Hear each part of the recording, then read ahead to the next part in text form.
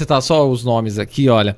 O Luiz Felipe Salomão, Corregedor Nacional de Justiça, então, ele afastou Gabriela Hart, que atuava no Tribunal Regional Federal da 4ª Região, e o Danilo Pereira Júnior, esse que era o que estava à frente, atual juiz titular da 13ª Vara de Curitiba. Além deles, outros 2 desembargadores, Thompson Flores, que o Genésio aqui fez referência, e Loraci Flores de Lima, também foram afastados. A peça do Luiz Felipe Salomão me chama muita atenção a ressalva que ele faz. Ele faz uma ressalva bem clara, louvando os aspectos positivos da Lava Jato, reconhecendo que ela produziu resultados importantes, mas que ele considera que a partir de certo momento ela entra por desvios que já caracterizam a politização da operação. Eu posso até ler esse trecho, é forte a expressão que ele diz. Olha, ele ressaltou os feitos da Lava Jato, mas disse que em dado momento, textualmente ele fala, descambou para a ilegalidade. É a expressão que ele usa, Bolso. Pois ele localiza ali esse momento, que nos coloca a seguinte reflexão: a Lava Jato começou com esse propósito político ou desviou-se no meio do caminho? Na minha avaliação, eu acho que desde o início ela era um projeto político, né? Apenas ela desenvolveu estágios e quando chegou no estágio previsto para descambar para o processo político, ela foi. Sim. Tanto assim que o maior símbolo disso foi no momento que o Moro deixa a magistratura, né, e vai ser candidato, vai para o governo do Bolsonaro, assume o Ministério da Justiça e a primeira coisa que ele faz no Ministério da Justiça é aquele decálogo anticorrupção, ou seja, aquelas 10 medidas anticorrupção, entre as quais, inclusive, Genésio, tinha uma muito fantástica, que era o seguinte: o investigador, o juiz pode errar desde que seja de boa fé, né? Então esse era o pacote que o Moro pretendia emplacar. Sim. Que foi uma ingenuidade dele, porque jamais aquilo tramitaria no Congresso, como de fato não tramitou, não é? Mas aquilo demonstra o seguinte, que era uma tomada de poder político pelo judiciário da primeira instância e intermediário.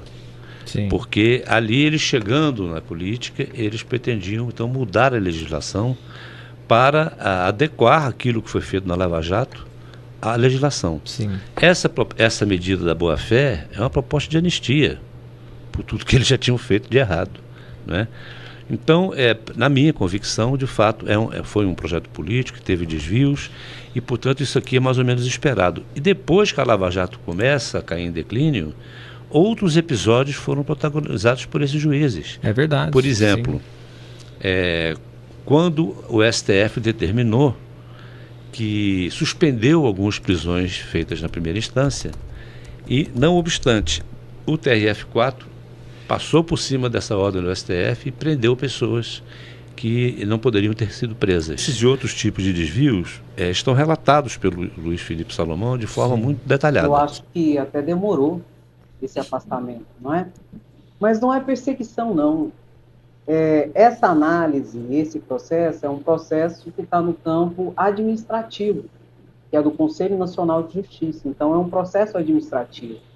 E querendo ou não, a gente gostando ou não, a gente tem que falar. Em todo ambiente de trabalho existe certo corporativismo. E se eles afastaram uma juíza e 3 desembargadores de um tribunal regional federal, é porque a situação é muito, mas muito séria. Senão, não teria ocorrido esses afastamentos. Não vejo perseguição, pelo contrário. É uma sinalização de que outras responsabilizações em outros campos judiciais virão, como, por exemplo, o civil e o criminal, inclusive. Essa é só a primeira esfera, que é a esfera administrativa. Isso me faz fazer uma pergunta que está na minha cabeça, tenho certeza que está na de muita gente. Vai chegar um momento que a gente vai compreender com clareza o que se passou na Lava Jato, na 13ª Vara de Curitiba. Há muito que se esquadrinhar, o que se descobrir ainda. E por que é importante saber isso, não deixar passar em branco? Olha, bastante coisa já saiu, né? Eu acho que o que a gente vai ter aí ao fim disso, Afonso, são os detalhes, o desenho completo, né? Porque a gente já viu, por exemplo, é só a gente pegar algumas acusações que foram feitas à época, até por pessoas que estavam sendo investigadas, e ver agora daquelas ali o que prosperou, né? Então já dá para você ter uma ideia de que havia um método, né? Eu me lembro, por exemplo, de alguns episódios. Vamos lá. Vocês se lembram quando a Força Tarefa de Curitiba montou um grupo, que era eles próprios mais alguns investigadores, e foram à Suíça Sim, é em verdade. busca das contas e das provas e tal e tal. E a Suíça estava começando a flexibilizar aquela cultura deles, aquela tradição de ser um sigilo absoluto sobre tudo.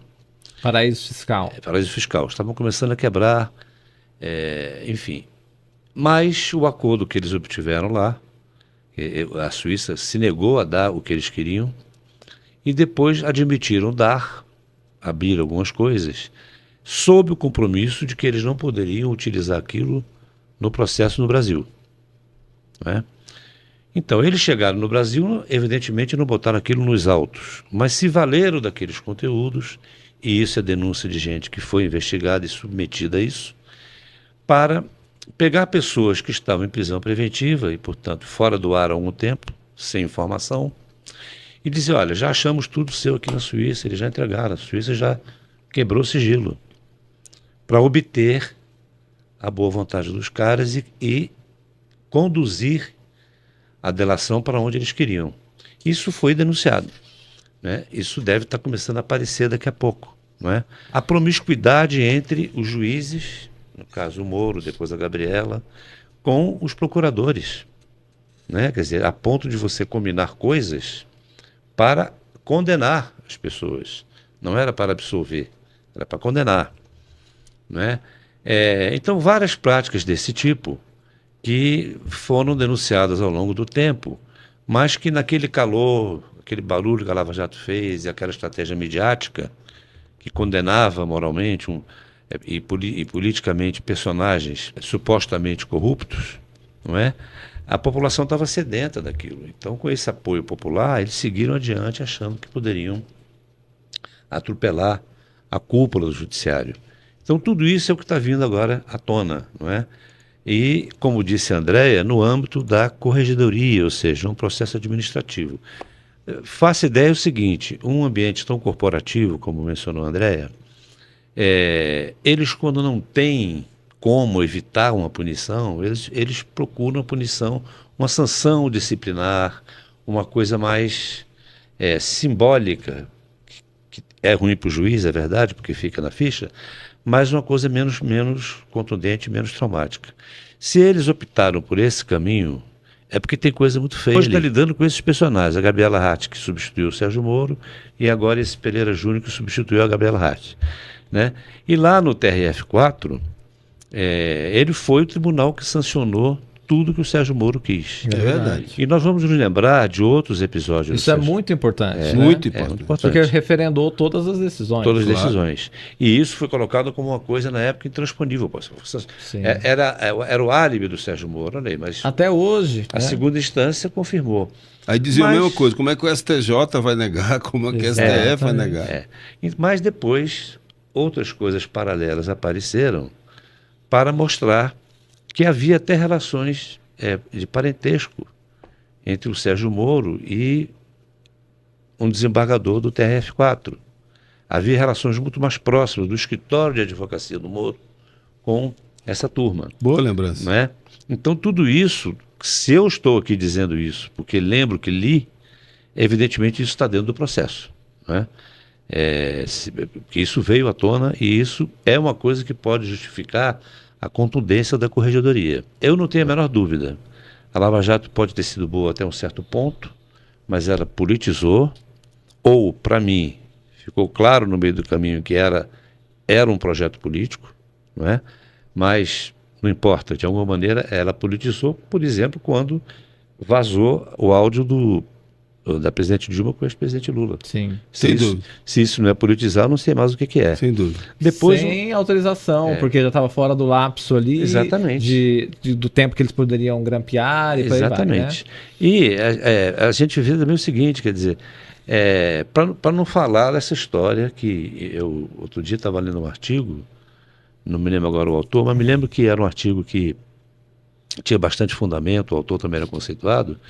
É uma declaração, na verdade, dizendo o seguinte, que aqui naturalizou-se um episódio que em qualquer lugar do mundo seria escandaloso. Quer dizer, o juiz... Foi o delegado da Polícia Federal, Andrei Rodrigues, Andrei diretor Rodrigues, da PF, é. ao Leandro Demore, lá na TV Exatamente, Brasil, pronto. que ele falou, quando eu conto isso para outras pessoas de outros países, eles não acreditam que um juiz foi ser ministro de alguém que... Um juiz que julgou Exato. e prendeu aquele que seria o candidato Favorito. presidencial favorito, não é? Ou pelo menos capaz de enfrentar o outro, Sim. é o mesmo juiz que depois vai ser ministro daquele candidato que foi beneficiado pela prisão do outro. É verdade. Não é?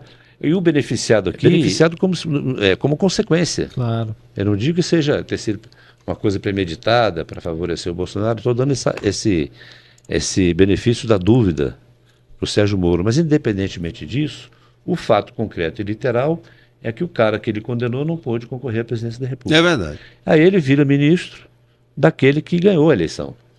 Então, isso é uma coisa que a gente naturalizou, porque são tantas as guerras aqui e tantos escândalos que você não tem tempo de metabolizar, usando as suas palavras. Exatamente. É muito interessante tudo isso que está acontecendo, tanto no aspecto judicial quanto político, né? Por exemplo, o Deltan Dallagnol, ele postou há pouco que essa medida adotada, né, pelo Corregedor Nacional do Conselho Nacional de Justiça, Luiz Salomão, é absolutamente constrangedora. Aí ele narra uma série de situações em que ele tenta vender a todo momento a seguinte ideia, de que os fins justificam os meios. Aí ele tenta vender essa pseudo-ideia em relação à Lava Jato e toda a postura que foi perpetrada, porque vai sobrar para Sérgio Moro e vai sobrar para ele também. Só que, primeiro, os meios não justificam os fins não justificam os meios, principalmente quando a gente fala de administração pública. É necessário observar as regras de cunho formal, processual, bem como as regras de cunho material, do direito em si. E quando isso se volta para a administração pública, seja a administração pública do executivo, seja a do legislativo, ou especialmente aqui no caso, seja do judiciário, tem que se observar estrito senso e estrita lei, no sentido de se observar todas as questões judiciais, processuais, formais, por situações das quais eles não observaram. Pelo contrário, eles burlaram o sistema processual, penal, de investigativo, de ordens judiciais e de tudo mais. Para quê? Para um fim. E o fim justifica isso? Aí piorou tudo. Porque o fim, como disse Bosco, foi um fim político. E eu digo, na minha opinião, que criminoso, inclusive. Entende? Então, essa ideia de que tudo se justifica, né? Tudo que foi feito se justifica pelos valores que foram apreendidos, pelos bandidos que foram presos e tal coisa, isso não cola na democracia nem no Estado democrático de direito. O Estado é obrigado a cumprir a lei. Para ter uma busca e apreensão, precisa de uma ordem judicial. Para ter uma interceptação, precisa de uma ordem judicial, enfim, sob pena de anular tudo, como tem se anulado tudo em relação à Lava Jato, quase tudo. Agora, como eu falei na minha primeira abordagem, esse é um aspecto que está sendo, nesse momento, reverberado. Sentido administrativo funcional, enquanto juízes, enquanto desembargadores, o Conselho Nacional de Justiça que tem essa atribuição. Seria como um PAD, um processo administrativo disciplinar que ocorre em relação a outros servidores. No caso dos juízes, ocorre toda uma inspeção e todo o serviço do Conselho Nacional de Justiça. Mas isso é só a primeira esfera. Tudo isso vai parar onde? Não tenha dúvidas, tem que parar. No Supremo Tribunal Federal, no Procurador-Geral da República, onde requererão as responsabilizações criminais, onde vai entrar Deltan Dallagnol, por isso que está tão indignado, não é? E tenta vender a pseudo-ideia que tudo pode, que vale tudo, desde que alcancemos os bandidos. Só que o Estado não pode agir como bandido, inobservando a lei, atropelando processos, abusando de direitos e garantias como intimidade, enfim, não pode. Logo, isso tudo vai chegar no Supremo Tribunal Federal, na Procuradoria-Geral da República, e eles serão responsabilizados dentro do campo criminal. Inclusive, eu achei assim, até dengoso um pouco o corregedor-geral do Conselho Nacional de Justiça, né, por alguns termos que ele usou. Você achou? Eu achei. Tem situação ali que vai ser corrupção. Acredito eu, se for realmente visto, vai ser corrupção. Vai ser excesso de exação, que é quando você exige vantagem indevida, não é nem pedir e nem solicitar, como no caso de corrupção, é exigir excesso de exação, prevaricação, e peculato, apropriação de bens e valores públicos, enfim, uma série de situações que vai desembocar, acredito eu, no Supremo Tribunal Federal. Por isso que eu digo e repito, para o Conselho Nacional de Justiça, no caso, o corregedor, ter afastado uma juíza do seu cargo e 3 desembargadores do Tribunal Regional Federal, a situação é muito grave, muito séria. E que ali, dentro daquele campo administrativo, funcional, ainda existe, querendo ou não, eu gostando ou não, ainda existe uma certa doçura, digamos assim. Mas a coisa, eu acredito que vai ficar mais grave quando subir para a instância no aspecto penal criminal.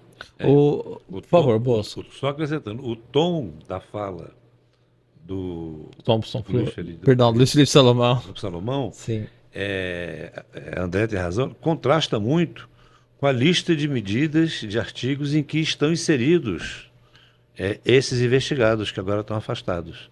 É uma lista de tipos penais. Tipificações que eles, da lei, que eles estão enquadrados. Muitos passam por isso que a André falou, prevaricação, peculato e tal. Só que a fala dele não dá essa ideia, né? O que a André usou? Doçura, candura. Um tom maneiro, vamos dizer assim, né? Sim. Ali e tal.